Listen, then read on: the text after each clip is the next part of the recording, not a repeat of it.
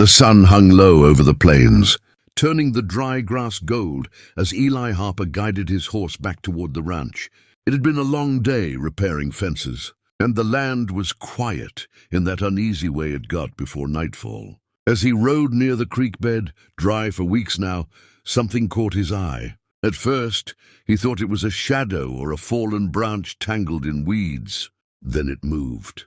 Eli slowed his horse and dismounted, one hand resting cautiously on the saddle. Lying near the cracked earth was a native man, barely conscious, his clothes torn and darkened with dried blood. One leg was twisted unnaturally, and his breathing was shallow. Eli froze. Stories he'd grown up hearing rushed into his mind, warnings passed down by fear rather than truth. But then the man lifted his head slightly, revealing eyes dulled by pain and thirst, and Eli saw not a threat, but a human being on the edge of death. He knelt slowly and removed his canteen. The man flinched at first, then watched carefully as Eli uncorked it and held it out. "Easy," Eli murmured, unsure if the man understood the words, but hoping the tone would carry meaning.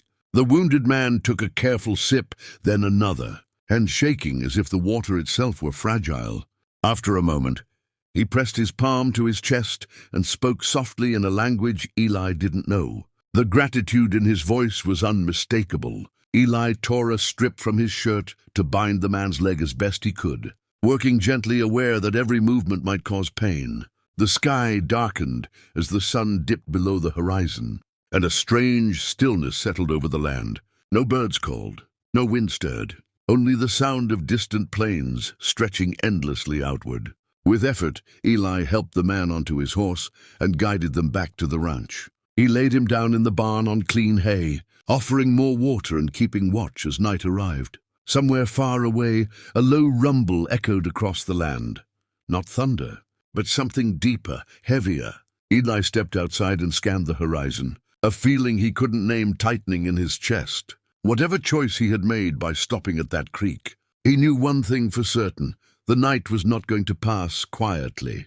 Morning came with a pale light and a tense quiet that made Eli uneasy. He stepped into the barn just as the wounded man shifted, sitting upright despite the pain that still showed on his face. His eyes were sharp now, fixed on the open doorway as if he were listening to something Eli could not hear. A moment later, Eli heard it too, a distant, rhythmic pounding that seemed to rise from the ground itself. Hooves! The sound grew louder, rolling across the plains like an approaching storm.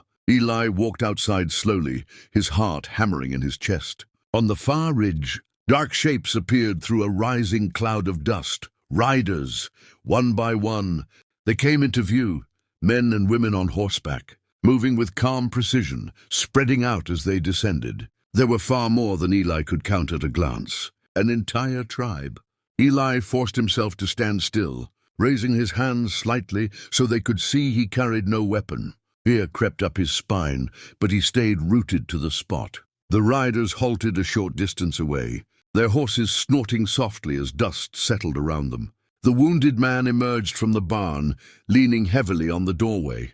When he saw the riders, his shoulders eased, and he spoke out in a strong voice despite his injuries. An elder dismounted and approached, his movements slow and deliberate. He listened as the wounded man spoke, gesturing toward Eli, then toward the barn, then making a motion like lifting water to his lips. The elder's gaze shifted to Eli, steady and unreadable. The silence stretched long enough that Eli could hear his own breathing. Finally, the elder nodded. He spoke in careful, broken English, his voice calm but carrying weight. He said that the wounded man had been sent ahead to warn his people, but pain and thirst had taken him down. He said Eli's water had saved a life that carried many words yet to be spoken. Relief washed through Eli, but it was short-lived. A young rider suddenly urged his horse forward from the edge of the group, speaking urgently to the elder. The mood shifted at once.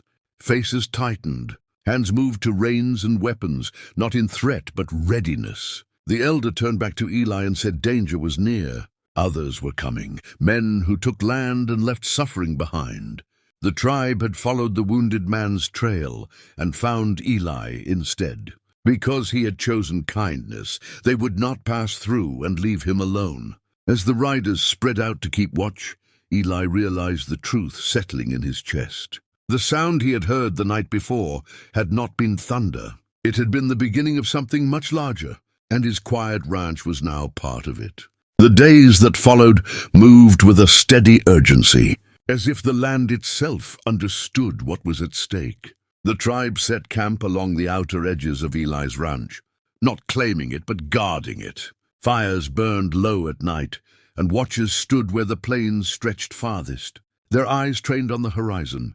Eli found himself sharing meals with people he had once known only through distant stories, listening more than he spoke, learning the quiet strength in their ways. The wounded man healed slowly, his leg bound with careful skill, passed down through generations.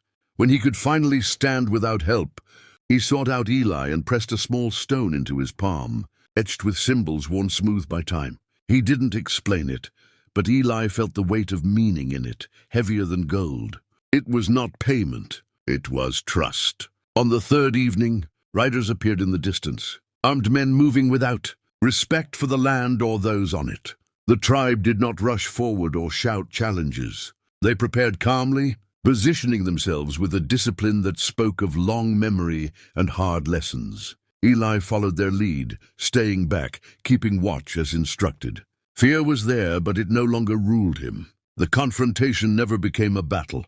When the outsiders saw the number of riders waiting, the silent readiness in their posture, and the rancher standing among them instead of apart, hesitation crept in.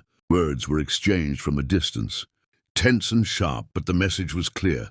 This land was not unguarded. It was not empty. By morning, the riders were gone, their tracks fading into the dust. The tribe did not celebrate. They simply broke camp with the same quiet order they had arrived with.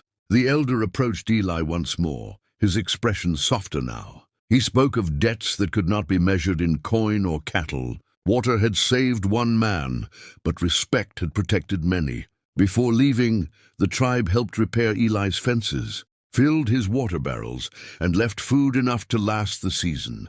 It was done without ceremony, as if such acts were natural extensions of gratitude rather than obligations. When the last rider disappeared beyond the ridge, the ranch felt different. The land seemed fuller, as if it remembered what had passed. Eli stood alone near the creek bed where it had all begun, holding the small carved stone in his hand. He understood now that kindness had a reach far beyond the moment it was given. Some choices echoed across generations, carried on hoofbeats whispered into the earth, and remembered by the land itself long after the dust settled.